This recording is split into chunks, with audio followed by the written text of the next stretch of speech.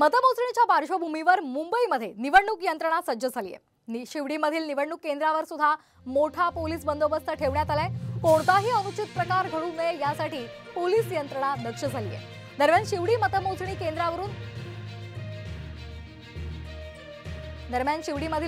केंद्रावरून आढावा घेतलाय आमचे प्रतिनिधी सचिन गाड यांनी।